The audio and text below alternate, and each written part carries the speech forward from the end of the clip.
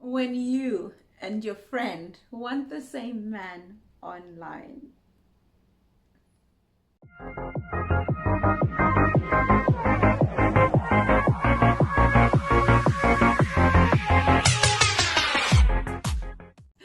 Hi, beautiful swans. My name is Unique Sibanda, and I am your online dating coach and your style concierge here at the Black Swan Relationship Academy. And welcome to another recording where we kind of really discuss all the ins and outs of online dating and the situations that may come up and how to handle them in a high value, feminine way. So, this one is a bit of a funny one because it has actually happened.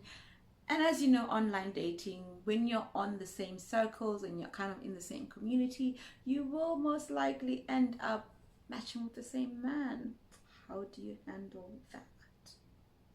Stick around, ladies, but in the meantime, do comment, share, like, and subscribe to this here channel, Black Swan Relationship Academy. And if you'd like to know more about the coaches, about what we're doing, about discovery calls, make sure to check out the links in the description box where you can get a lot more information, or just visit our website www.blackswanrelationshipacademy.com, where we are already here for you to learn and upgrade and help you in this thing here that we're doing, this online thing that we got going on here. So let's talk about this, ladies. So let's give an example. So you're on Hinge, and this is actually a true story where once upon a time my friend and I matched with the same man. Two instances, actually, different friends. The first time it was when I had literally just dated him, and obviously we're incompatible and we went our separate ways, and then she matched with him and she really liked his vibe. And how do you actually handle things like that? The second time again was around the same time when I was dating him, but I was kind of on my way out, and the situation has also happened when a friend of mine has dated a man and I happened to match with him later. But because I kind of had a little bit of background information, I unmatched myself very quickly. But it may have been an instance where I would have. So how do you actually handle such situations?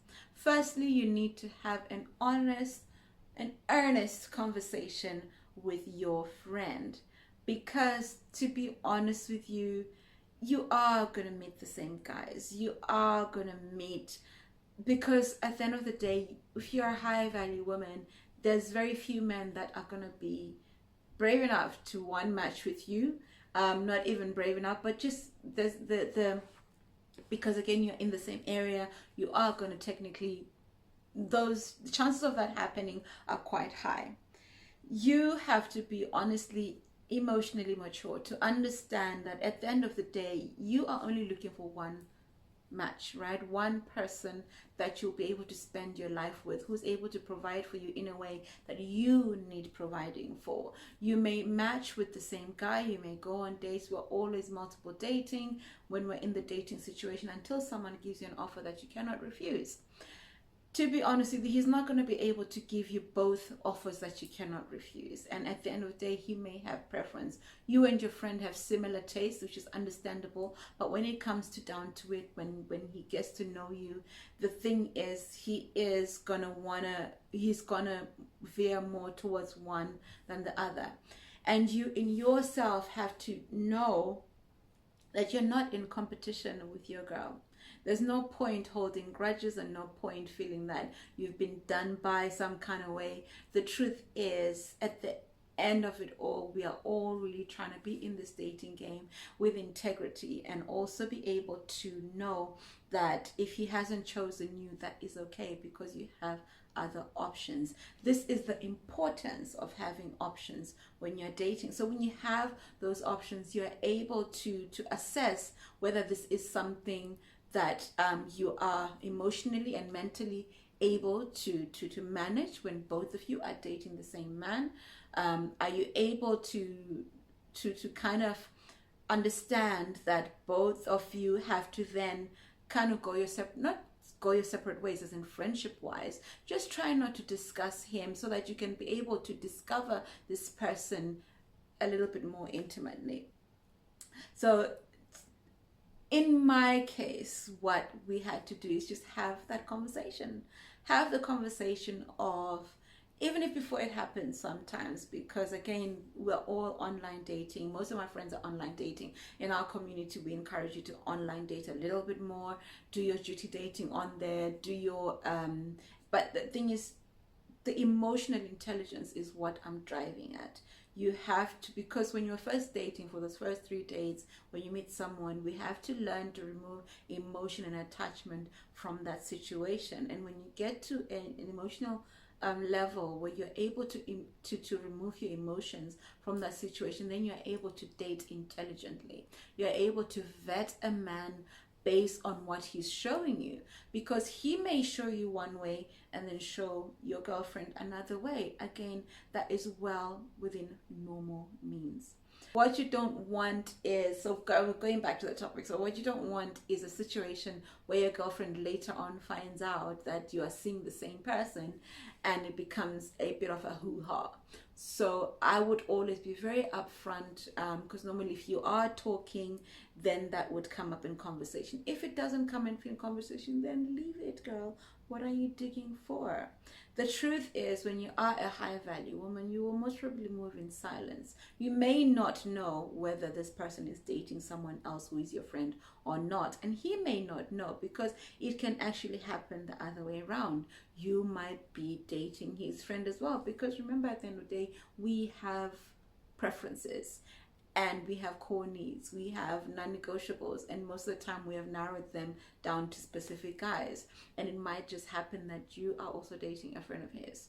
So really, when we say move in silence, I'm not saying be secretive, but all it is date the people you're going to date and vet them accordingly.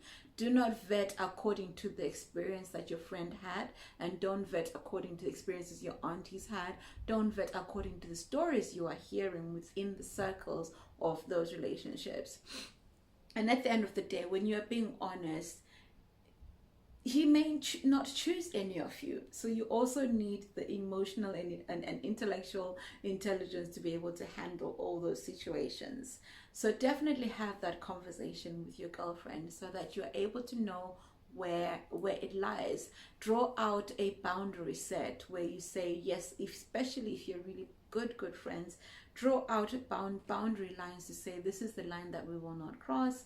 We'll just get to know him, we'll vet him, and this is how this story goes.